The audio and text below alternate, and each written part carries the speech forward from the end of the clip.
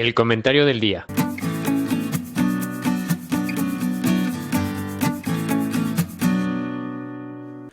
Hola, ¿qué tal? Yo soy Eduardo López y este es mi comentario del día. Un país sin educación. Hace un año, el mundo entero inició un proceso completamente insólito. De un día a otro se cerró toda actividad y las vidas se paralizaron.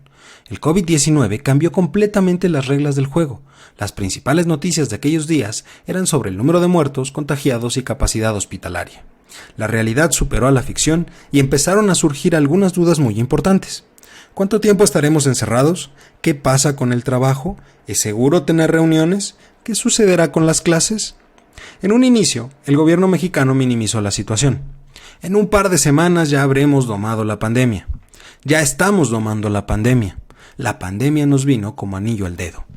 Y a la par de esta situación, el entonces florero que custodiaba la oficina del titular de la Secretaría de Educación Pública, Esteban Moctezuma, quien por cierto despachaba desde Puebla, vaya usted a saber cómo o dónde, y quien pasó de florero a flamante embajador en Estados Unidos, salió en uno de los capítulos del show cómico mágico musical del hijo predilecto de Macuspana, para informar las acciones que desde el gobierno de la transformación de Cuarta tomarían para evitar que el proceso educativo en México se paralizara. Se anuncia de esta forma la puesta en marcha del programa de educación a distancia Aprende en Casa 2, clases por televisión, radio, cuadernillo de trabajo o internet. A un año de distancia surge una nueva duda. ¿Funcionó? ¿Se logró aminorar el impacto de la pandemia en la educación en México? La respuesta es no. Hoy el tema de la educación en México empieza a tomar un papel importante en la comentocracia mexicana, por los posibles impactos futuros que tendremos que afrontar como sociedad, los cuales aún no se pueden cuantificar a ciencia cierta. Lo que sí es claro es que en nuestro país, el manejo de la educación en tiempos de pandemia fue manejado como la misma pandemia, es decir, mal y con pésimos resultados. De forma personal siempre dije que habría una barrera natural en el proceso de educación, bajo el programa que presentó la SEP, el acceso a la infraestructura mínima necesaria, esto es, electricidad, señal de televisión y acceso a Internet, así como una computadora y o una televisión.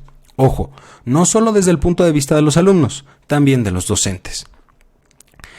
Apenas en marzo, el INEGI dio a conocer los resultados de la encuesta para la medición del impacto COVID-19 en la educación, eCovid-ED, que arroja información que debe tomarse con mucho cuidado. Por ejemplo, 5.2 millones de personas no se inscribieron al ciclo escolar 2021-2022 y 738.400 no concluyeron el pasado.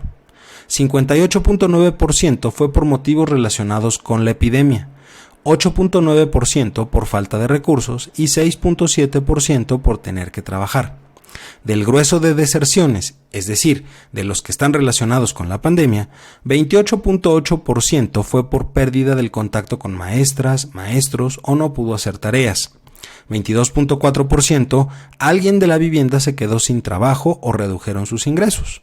20.2% la escuela cerró definitivamente y 17.7% carecía de computadora, otros dispositivos o conexión a Internet. Asimismo, organismos internacionales como el Banco Interamericano de Desarrollo y la UNESCO han dado a conocer que la situación de la educación durante la pandemia golpeó de forma particular a los países en vías de desarrollo. En el caso de Latinoamérica, la estimación de alumnos que se quedaron total o parcialmente fuera del proceso de educación a distancia llega a casi 50%, siendo los más afectados aquellos segmentos de población más vulnerables, indígenas, campesinos, proletarios, migrantes y desempleados. Dado lo anterior, recomiendan acciones muy concretas como son mantener o aumentar el gasto público en educación, establecer normas y lineamientos muy claros sobre los cuidados para evitar la propagación de contagios en escuelas, reducción del número de alumnos por grupo, ingresos escalonados, verificar la disponibilidad de equipos y conectividad en caso de requerir continuar en el modelo virtual, entre otros. Decía Aristóteles, la educación es un ornamento en la prosperidad y un refugio en la adversidad. ¿Cuáles son las propuestas concretas para remediar el problema educativo ocasionado por la pandemia en México? ¿Por qué el debate educativo en nuestro país siempre se enfoca en dinero y las organizaciones sindicales? ¿Por qué el centro del debate no es el proceso de enseñanza-aprendizaje? ¿Dónde está la autoridad? ¿Qué hace el florero sustituto de Esteban Moctezuma, Delfina Gómez? Si la respuesta a todas estas incógnitas es no sé, Mi estimado lector, el futuro no solo será adverso, será un martirio. Yo soy Eduardo López y este fue mi comentario del día, Un país sin educación.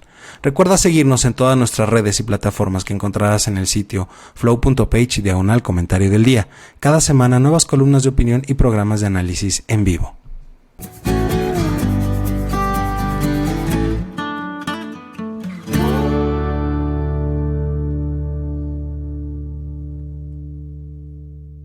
El comentario.